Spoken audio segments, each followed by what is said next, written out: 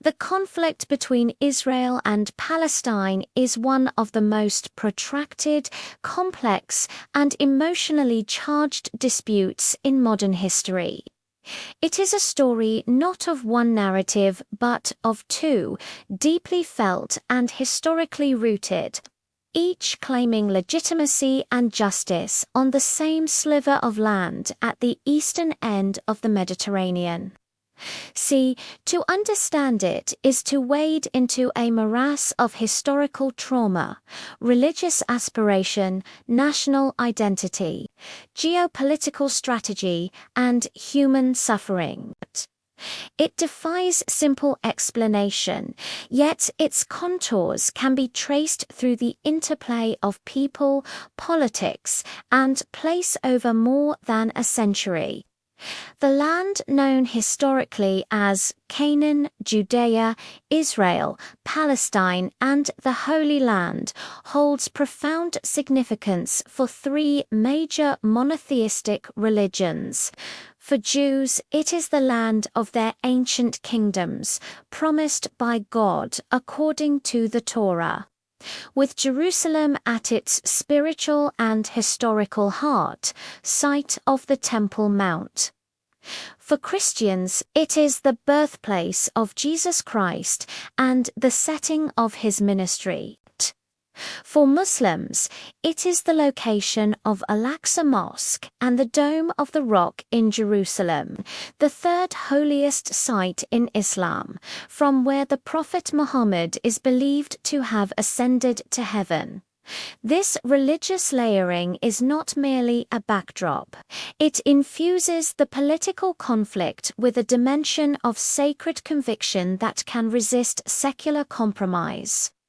The modern political conflict began in the late 19th and early 20th centuries, not as a Muslim-Jewish dispute, but within the context of European nationalism and colonialism.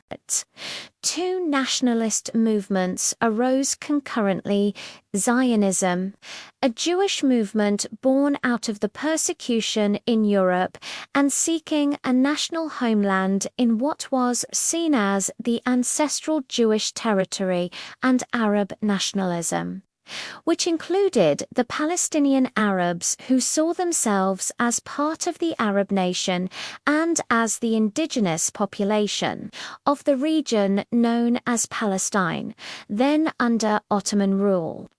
The pivotal moment came with the British Empire's issuance of the Balfour Declaration in 1917, which stated British support for the establishment in Palestine of a national home for the Jewish people, with the caveat that nothing shall be done which may prejudice the civil and religious rights of existing non-Jewish communities in Palestine. The ambiguity and contradiction in this statement, promising a national home to one people while ostensibly protecting the rights of another already residing there, laid the explosive groundwork for the coming century. After World War I, the League of Nations granted Britain the mandate for Palestine, charging it with facilitating the Jewish national home while preparing the inhabitants for self-government. The mandate period 1922-1948 was characterized by escalating tensions. Jewish immigration, spurred by Zionist ideology and later by the horrific rise of Nazism in Europe, increased dramatically. Palestinian Arabs viewed this influx and land purchases with alarm, fearing displacement and the loss of their majority and political control. This led to a series of violent clashes, revolts, most notably the 1936 to 1939 Arab Revolt, and growing mutual hostility, the Holocaust, in which 6 million Jews were systematically murdered by Nazi Germany, irrevocably altered the moral and political landscape. International sympathy for the Jewish cause surged, and pressure mounted for a solution to the Jewish refugee problem. Britain, exhausted and unable to reconcile its contradictory commitments, handed the issue to the newly formed United Nations. In 1947, the UN proposed a Partition Plan Resolution 181, recommending the division of Mandatory Palestine into separate Jewish and Arab states, with Jerusalem under international administration. The Jewish leadership, seeing a path to statehood, accepted the plan.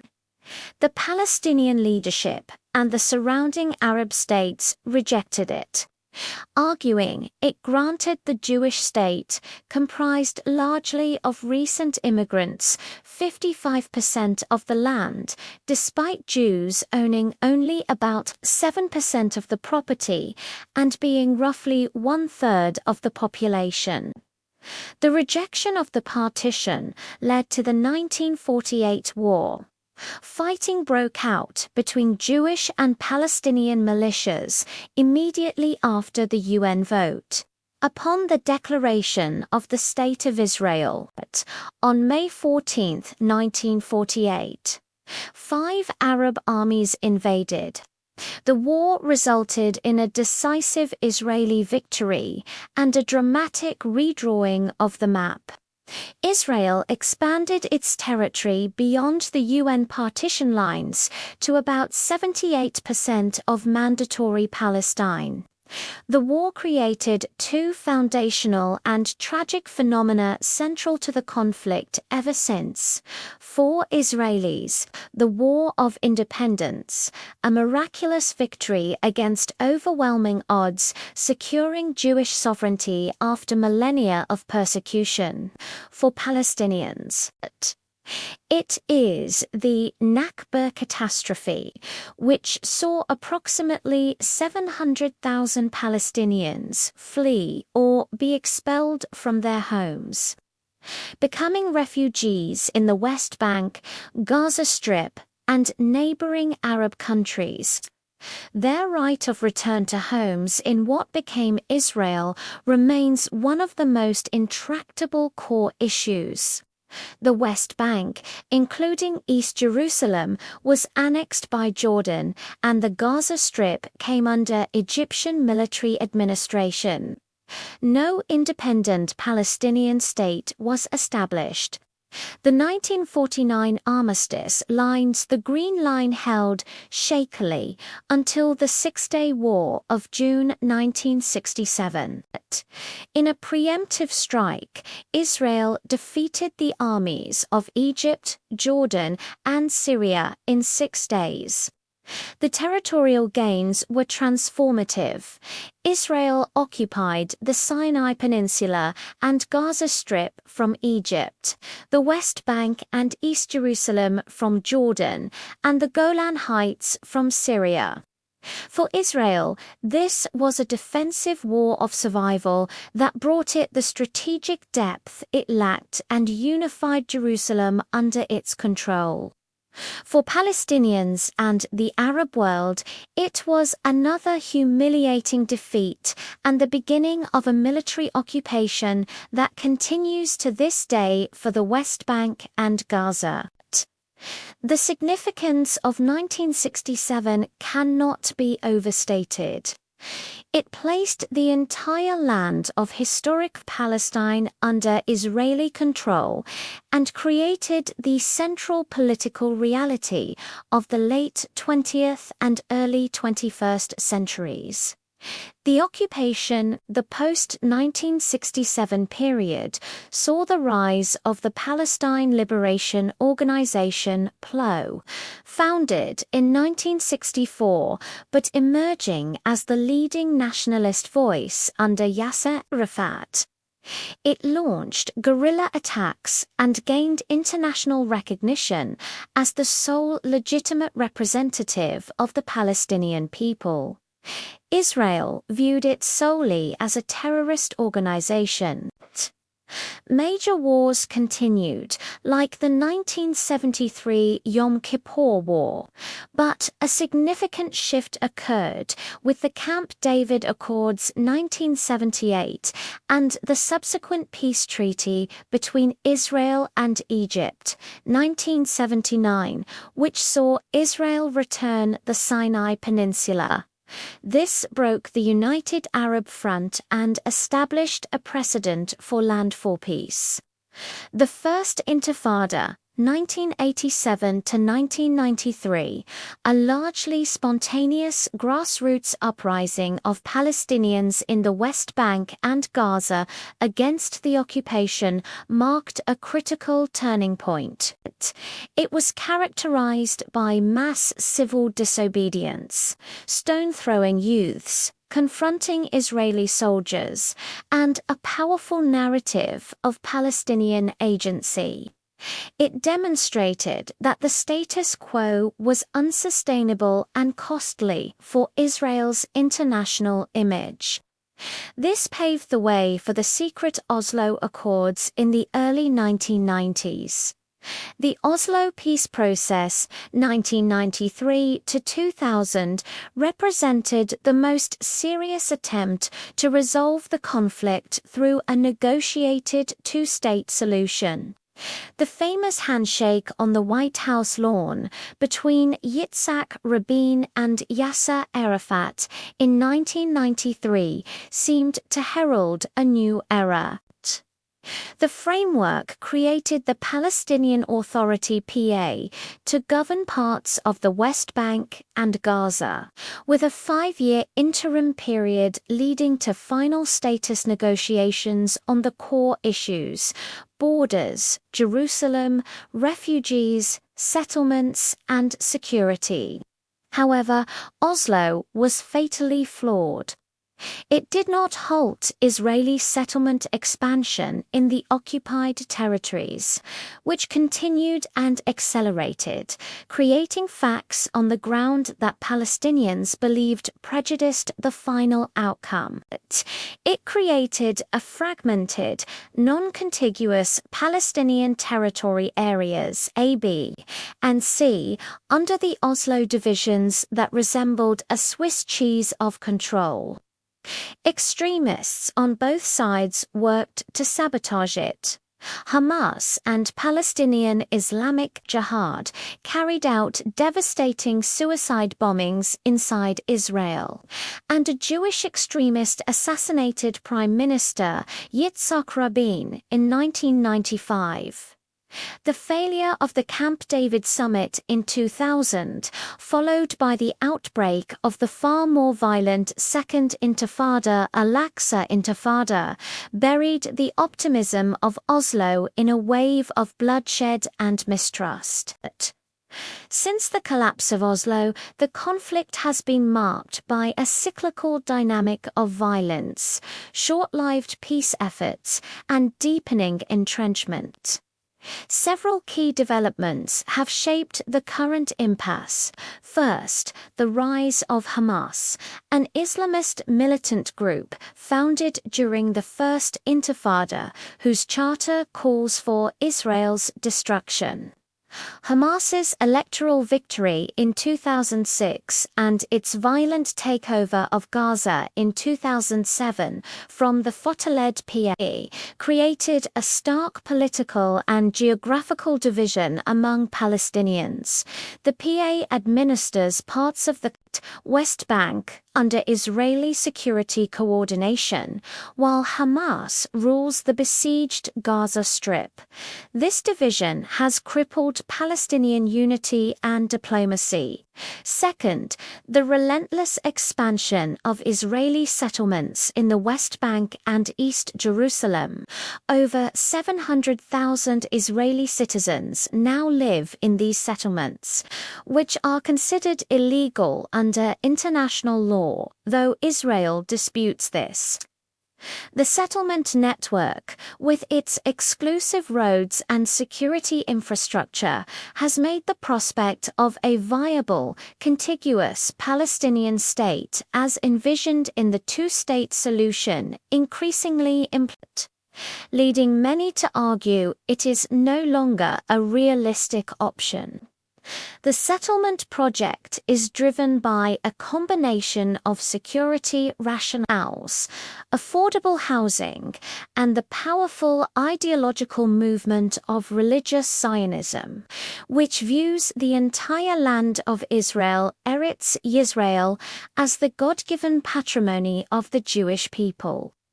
Third, the Israeli withdrawal from Gaza in 2005, which removed all settlements and soldiers, was followed not by peace but by Hamas's rise and the imposition by Israel and Egypt of a strict land, sea, and air blockade, citing security concerns. Gaza has since become an impoverished, densely populated enclave, described as an open-air prison. It has been the site of repeated, devastating wars between Israel and Hamas, 2008-9, 2012, 2014, 2021, 2023, each causing massive destruction and Palestinian casualties, while Hamas and other groups fire rockets into Israeli population centers. These conflicts follow a tragic pattern: escalation, brief war, fragile ceasefire, and a return to an unstable status quo of blockade and simmering tension. Fourth, the status of Jerusalem remains explosively contentious. Israel claims the unified city as its eternal and indivisible capital, a claim not recognized. Internationally, Palestinians claim East Jerusalem as the capital of their future state. Israeli settlement activity in East Jerusalem neighborhoods and around the Old City, alongside restrictions on Palestinian movement and building permits, is a constant source of friction. The holy sites, particularly the Temple Mount Haram al-Sharif, are perennial flashpoints where clashes can ignite wider violence. Fifth, the issue of refugees remains unresolved. There are now over 5 million registered Palestinian refugees, descendants of those displaced in 1948 and 1967, living primarily in Jordan, Lebanon, Syria, the West Bank, and Gaza. The Palestinian demand for a right of return to their former homes in Israel is seen by Israelis as a demographic threat to the Jewish character of the state, and is thus a major sticking point in negotiations. The current situation is one of a deeply asymmetric status quo. Israel is a regional military and economic powerhouse with a vibrant democracy for its Jewish citizens. But it maintains control over millions of Palestinians in the West Bank who lack citizenship and basic rights. The West Bank is a mosaic of Palestinian cities, mixed control areas, Area B, and the over 60% of the land Area C under full Israeli civil and security control, where settlements are expanding. The separation barrier, built by Israel during the Second Intifada, largely inside the West Bank, is cited by Israel as a vital security measure that stopped suicide bombings, but by Palestinians as a land grab and a symbol of imprisonment. Gaza remains under Hamas rule and blockade, a humanitarian catastrophe and a security challenge for Israel. Within Israel proper, Palestinian citizens of Israel, about 20% of the population, have full rights, but often face systemic discrimination and identify with the broader Palestinian struggle. International efforts have repeatedly failed to break the deadlock. The United States, historically Israel's closest ally and primary mediator, is seen by much of the world as too biased to be an honest broker. The European Union is critical of settlements but lacks decisive leverage. Arab states, while still rhetorically supporting the Palestinian cause, have increasingly prioritized their own national interests, normalizing relations with Israel through the Abraham Accords 2020 without resolving the Palestinian issue, major concern for Palestinians who feel abandoned. The moral and narrative dimension is inescapable. Both peoples see themselves as victims and as rightful owners of the land. For Jews, Israel represents the culmination of a 2,000-year-old dream for safety and self-determination in the face of existential threats, both historical and contemporary. The memory of the Holocaust and ongoing anti-Semitism fuels a deep-seated insecurity and a belief that military strength is essential for survival. For Palestinians, the conflict is a story of displacement, military occupation, statelessness, and daily humiliations at checkpoints. Home demolitions, and the indignities of life under another people's control. They see themselves as the victims of a colonial project that continues to dispossess them. The one-state versus two-state solution debate reflects the current impasse. The two-state solution, based on the 1967 lines with mutually agreed land swaps, has been the international consensus for decades. It promises to fulfill the national aspirations of both peoples in separate states. However, its feasibility is now in grave doubt, due to settlement expansion and political fragmentation. The one-state reality of a single entity between the Jordan River and the Mediterranean Sea, where Israel rules over millions of disenfranchised Palestinians, is often described as an apartheid-like system by critics, a charge Israel vehemently denies but which is gaining traction in international discourse. A formal one-state solution with equal rights for all would mean the end of Israel as a Jewish majority state, an outcome unacceptable to most Israeli Jews. Thus, the status quo, unstable and unjust as it is, persists by default. The human cost is staggering and ongoing. Generations of Israelis and Palestinians have grown up knowing only conflict, fear and hatred of the other. Lives are lost in recurrent wars and sporadic violence. Trauma is collective and inherited. The conflict consumes resources, polarizes international politics, and fuels extremism far beyond the region. In conclusion, the Israel-Palestine conflict is a tragic collision between two powerful national narratives, each with legitimate historical and emotional roots, each denying the other's full legitimacy. It is a conflict over land, identity, security, and justice, complicated by religion, international interference, and the weight of history. Solutions that have been proposed to states, one state, confederations all face monumental political, demographic, and psychological obstacles. What is clear is that the present path leads only to further cycles of violence and suffering. A just and lasting peace would require extraordinarily courageous leadership on both sides, a willingness to make painful compromises on sacred issues, and a commitment to recognize the fundamental humanity and national rights of the other.